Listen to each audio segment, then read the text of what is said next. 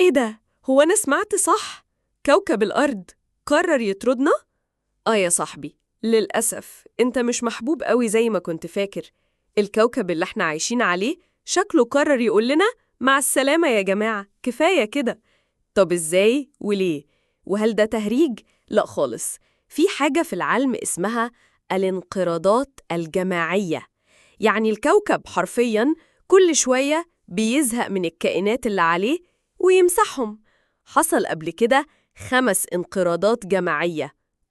زي ما بقولك كده، 5 مرات الكوكب قرر يعمل ريست ويبدأ من الأول. منهم مثلاً انقراض الديناصورات بسبب نيزك ضخم، انقراضات بسبب براكين أو تغيرات في الجو. بس الجديد بقى إننا دلوقتي داخلين على الانقراض السادس، بس المرة دي مش بسبب نيزك ولا بركان ولا موجات شمسية. المرة دي بسببنا إحنا. أرض بتغلي، حرارة الأرض بتزيد بسرعة مرعبة، الأعاصير بقت أكتر، الجفاف ضرب بلاد، والفيضانات بتمسح مدن. يعني الأرض مش ساكتة، دي بترد. زي واحد بيقولك كفاية بقى، مش قادر أتحمل أكتر من كده. هو الكوكب عنده حيلة تانية، بيحاول يتخلص من السبب، والسبب للأسف هو إحنا. يعني إيه الكوكب بيطردنا؟ يعني بيهيئ ظروف مش مناسبة للبشر، حرارة، أمراض، نقص مية، أكل أقل، كوارث أكتر. يعني أنت حرفياً مش هتعرف تعيش هنا لو استمرينا كده. يعني تخيل تسكن في بيت والبيت نفسه يرميك من الشباك. طب نعمل إيه؟ في أمل، بس لازم نسمع صوت الأرض. لازم نفهم إن إحنا جزء منها، مش أعداء ليها.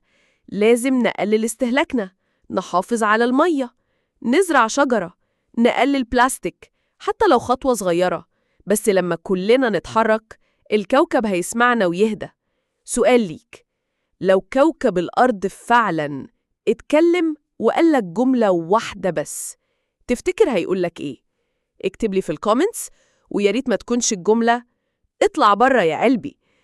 وبما إنك وصلت هنا فلازم أقولك، لو الفيديو عجبك دوس لايك وسبسكرايب فوراً، وشير الفيديو مع حد بيحب الكوكب أو حتى بيحب الديناصورات.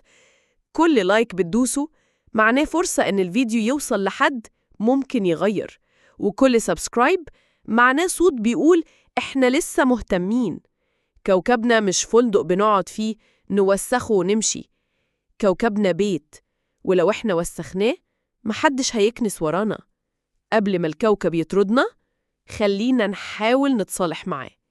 كان معاكم معلومة على السبورة.